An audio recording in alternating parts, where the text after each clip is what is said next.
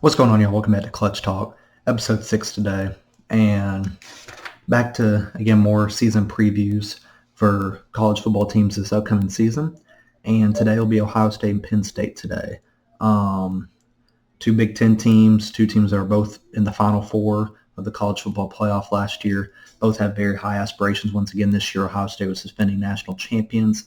So a lot to break down today. I'm kind of working my way down from the top tier teams to higher, lower end teams. However, next video, it'll be Oklahoma and Texas Tech season previews. Texas Tech has big aspirations for potential Big 12 champions. Then Oklahoma had a big-time transfer class, and they need a big year under Brett Venables this year. So they will be next. But today, we will have Ohio State, Penn State today. If you like the video, subscribe and like the video as well. And yeah, let's get started. I think we're going to start with Ohio State just because they are the defending national champions, and it's a lot of change. You know, every time a team wins a national championship, there's usually a lot of change. Michigan had a lot of change, obviously new coaches and everything after they won. You look at Georgia after they won back-to-back, they had a lot of change, losing Stetson Bennett, Carson Beck era, all that stuff. So it's a very different era now for Ohio State, right? Brian Hartline's now officially the offensive coordinator, someone Ohio State fans have been waiting for a very long time. And then Julian Sayin is now the quarterback. If y'all don't remember Julian Sayin, he was 5-star out of high school, signed with Alabama, and then once Nick Saban retires, he ends up entering the portal, and now is at Ohio State, waited a year behind Will Howard. And now it's his turn at Ohio State to be the quarterback. Very inexperienced. Last year he was 5 of 12, threw a touchdown pass, but saw very limited action. So again, we really don't know what we're going to see. We just know he's a very, very talented quarterback. They did go get C.J. Donaldson out of the portal from West Virginia, 730-yard rusher. He'll be primarily the lead back. You know, last year it was Travion Henderson and Quinshon Judkins, and that's not going to be the case this year. I think it'll be a primarily one-back room led by C.J. Donaldson. And then the receiving core, again, everyone talks about Ohio State. You think of receivers, right, throughout the years. And Jeremiah Smith's back for year 2. Only going to be a sophomore this year, had 1,300 yards last year, 15 touchdowns. Probably the best freshman wide receiver season I think I've ever seen. And he's going to be the number 1 overall pick, you know, in next year's draft. I mean, he is that good. If y'all haven't watched Jeremiah Smith yet, you need to. He's going to be one of the greatest receivers in sports history. And then you look at Cardinal Tate, another 5-star out of high school, had a big jump in targets and receptions this past year, about 700 yards. They think he can get to 1,000 yards this year at Ohio State with Brian Hartline calling plays now, so that's the goal. And then Brandon Inus is now getting his role. He's sat back kind of last 2 years as kind of just like a here and there. If they're blowing out a team, he'll come in and play. Now he's the receiver 3. So expect a big role from Brandon Inus. He was in the same recruiting class as Cardinal Tate. They were both 5-stars of Brian Hartline's. So they'll be pushed into a bigger role. And then they go get a tight end from Purdue and Max Clare with 685 yards. If you haven't noticed in Ohio State offenses, tight ends do get the ball. So Max Clare getting a proven tight end out of the portal is big for Ohio State. And they managed to get that done. The offensive line took a big shift from what it was. Both their tackles are brand new, but yet they're transfers from Rice and Minnesota. Both started at Rice and Minnesota, which is big. So we'll see what they do there now in a much bigger spot at Ohio State. Going from Rice to Ohio State is not easy, so I'm very interested to see what they do. In particular, week 1 against Texas. Offensive guard and center, they're returning their center and right guard, but a new left guard. Played about 18% of the snaps last year, so he did play a little bit, but they're going to need a much bigger role out of him on the offensive line. So, again, the inside positions of the offensive line, much more proven than the tackles. If you look over the defense, again, you lose Jack Sawyer and JT Tamuliao, and you're having to search for new edges. They do get Bo Atkinson at a transfer from North Carolina, had 8 sacks last year. He's going to be the lead edge guy over there. The rest of the defensive line is very inexperienced. 2 sacks, 2 tackles for loss, just very limited action. So, again, they are very talented. All were 5-stars, 4-stars out of high school, but now they're being thrust into starting roles. Inexperience. This isn't the defensive line of last year from Ohio State. They're all in the NFL now. So it's going to be very, very interesting to see what they do trying to take that jump now into the starting role. Because, again, replacing Jack Sawyer and JT Tumuliau is not an easy task. And so I'm very interested to see what they do there. Looking at the linebacker course, Sonny Styles is first-team All-American, top-end linebacker in the sport, had about 6 sacks, 100 tackles, 11 tackles for loss last year. He's as good as it gets at the linebacker position. Look at the secondary here. This is where I think the strength of this Ohio State defense is this year compared to what the front seven was last year. Davison Igbenison, 9 pass deflections last year, 2 interceptions. A top 3 corner, I would say, in the sport, in my opinion, is right now. And then again, you get Caleb Downs. He's the face of that defense. Going to be a top 10 pick at safety, 8 tackles for loss, 6 pass deflections, 2 interceptions, 100-plus tackles as well. He's, again, the leader of that defense. Lorenzo Styles is very good at corner as well as Jermaine Matthews, who's more of a blitz corner. He gets a lot of tackles for loss. They send him in a lot of nickel blitzes. He plays more of a nickel back. So we'll see what he can do there this year. But again, that secondary to me is the more proven group, and I think we'll have the better season. The front seven, I think, is going to have to find their way through just through the inexperience.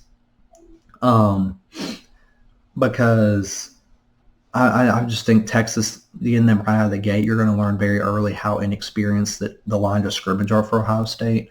Because, again, you go from, North Carolina, or you don't play a lot, at Ohio State last year, kind of sitting the bench a lot. You get thrown to Texas week 1, you're expected to produce.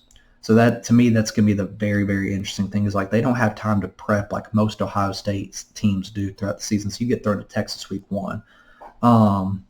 And again, the schedule, they have to play Penn State and Michigan. So very, very tough schedule. But defensively, I think still where they're going to be led by, particularly in the secondary.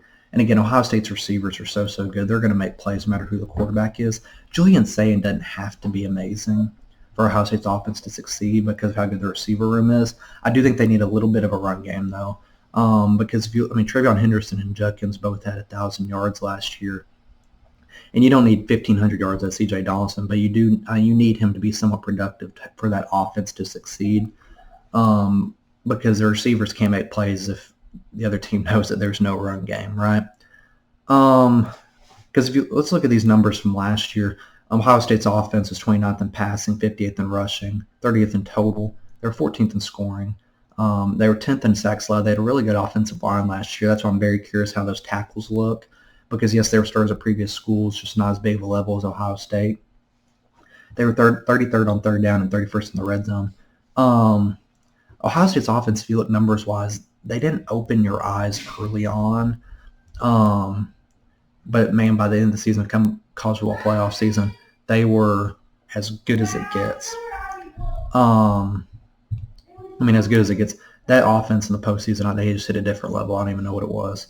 And the defense, again, this was a team, everyone talks about Jeremiah Smith, Will Howard, how they did last year, but they won with defense again. They beat Texas in the playoff last year by playing good defense with the plays they made in the red zone. If you look, they were first in total defense, first in scoring, third in passing and rushing defense, third in total sacks, 31st on third down, and they were second in the red zone.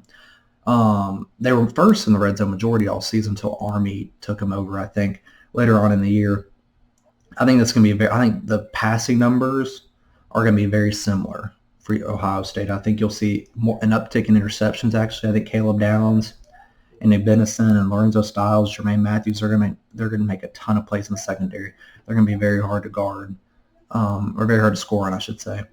And offensively, if you look, I do think they need more than 58th rushing. I think C.J. Donaldson's going to have to hit 1,000 yards, get 90 to 100 yards consistently in the run game. Maybe get a secondary guy in the run game to get him going. Because I just think you're going to need that to win more games. Because, again, the defensive line for Ohio State is not going to be what it was last year.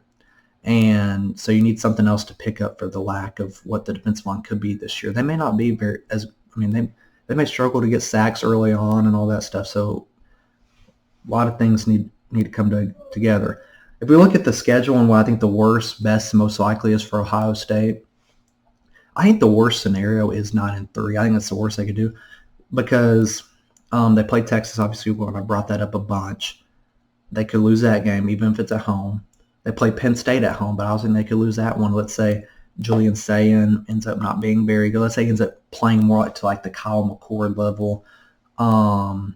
Let's say the offensive line isn't what it was last year. Let's say the defensive line isn't what it was last year, or even close to what it was last year.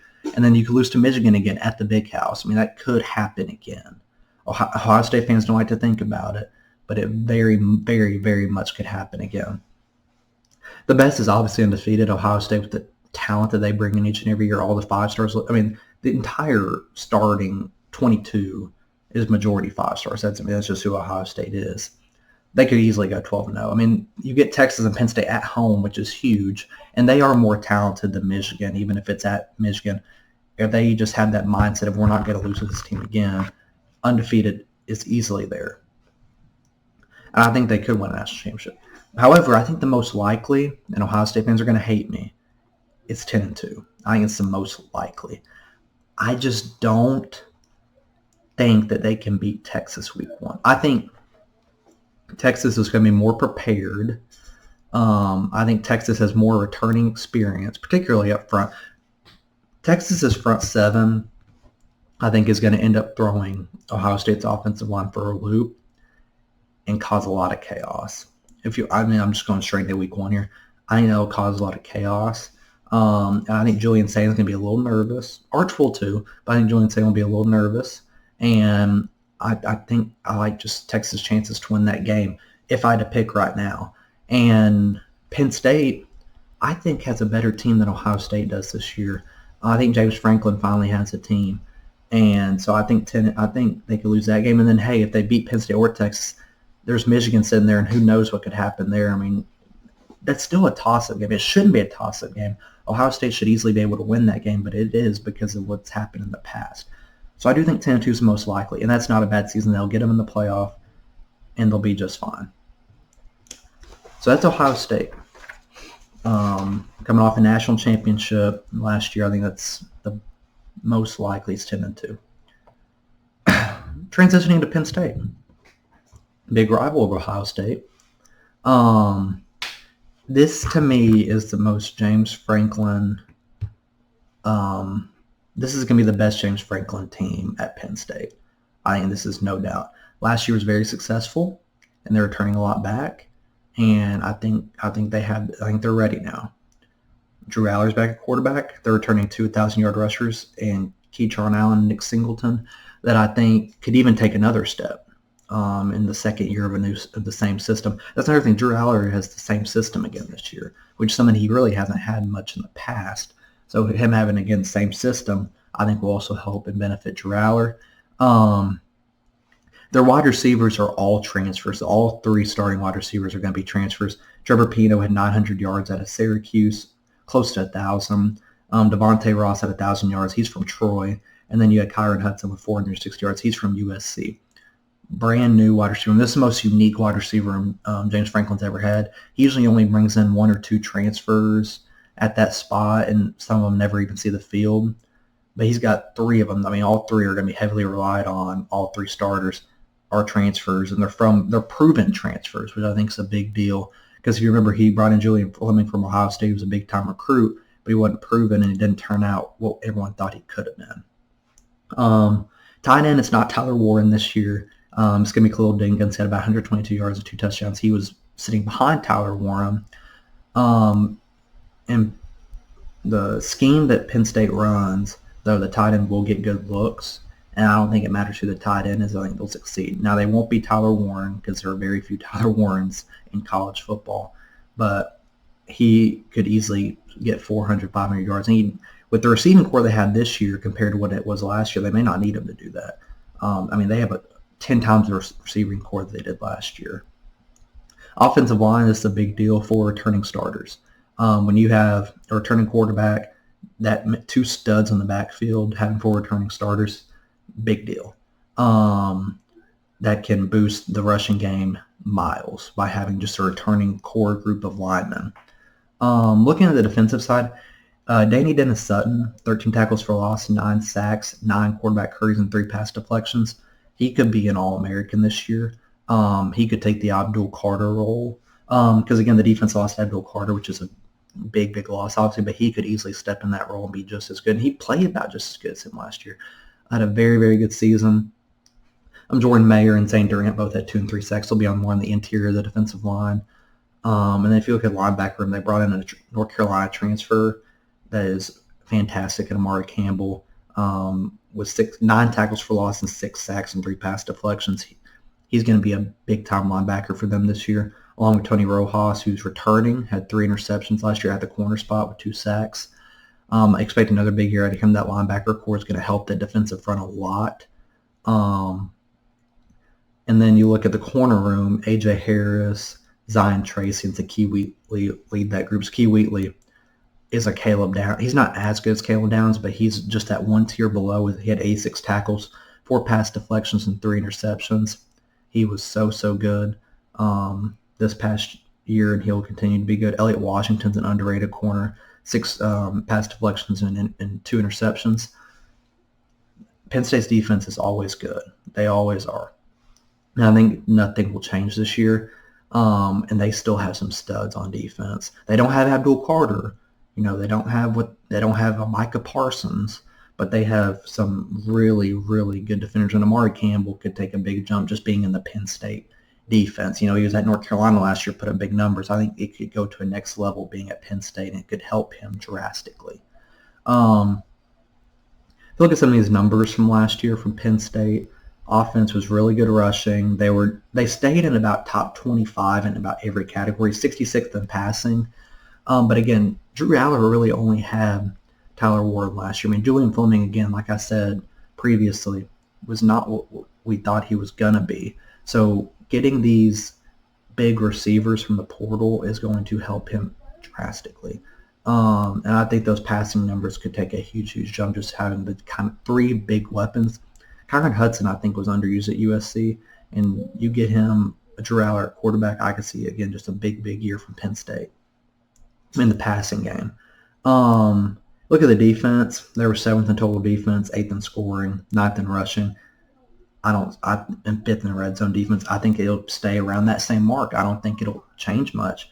The rushing numbers could be a little worse. I think the passing numbers could go up because, again, the corner room is experienced, contrary to the defensive line. So I think you could see the passing numbers, again, take a big jump. They do need to be better on third down. They're 53rd in third down. Well, that's not terrible. If you want to go win a national championship and get over that hump that they've been waiting on for so long, you got to get off the field on third down as a defense. They struggled against Ohio State when they played them, and they struggled against Notre Dame. So I think they have to do better at getting off the field on third down. So, after all that, again, James Franklin, let me stop here for a second. Let me clear my throat.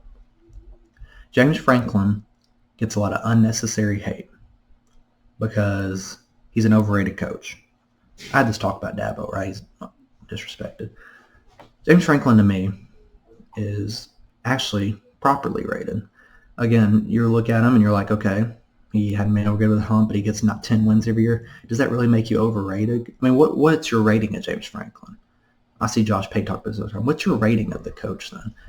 If your rating for him is about top 15, top 10, that's spot on. Because he's built a winning program at Penn State, and they were in the top 4 last year of the college football playoff. So I just don't understand the hate around James Franklin. And once again, he's got all these players back, and I think this is it. I think this is a year where he can take that jump over the finish line and get to where Penn State needs to go. If there is going to be a year, I think this is it. Because if I look at these, my worst, best, and most likely for them, I think the worst they can do is 10-2. And that would be they lose to Oregon at home and they go on the road and lose to Ohio State. I think that's the worst they can do. I look in their schedule, everything else is so workable, it's laughable. Their best is obviously undefeated. They could beat Ohio State on the road. I think they are a better team than Ohio State is on paper right now to start the year. And Oregon has to go into Penn State at night in a whiteout game.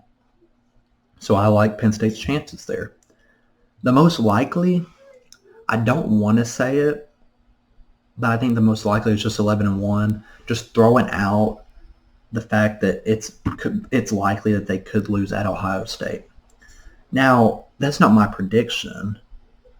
My prediction will come later, obviously, when we get closer to the season. but I think that's just the most likely. You don't want to say the most likely is undefeated because that's just, to me, a little unrealistic just with how deep a 12-game season is. Because who knows, maybe they go to Iowa and lose too, like because Iowa has been known to do that, it seems like forever. Or who knows, maybe they lose to Oregon and White again. We don't really know. So you don't want to say the most likely to me is undefeated. I think that would just be wrong. So I think, again, the most likely is 11-1. But this is the best team he's ever had, James Franklin is at Penn State. This is a national championship level team. If the new pieces on defense mesh just as good as the ones from last year, it's a national championship team without question.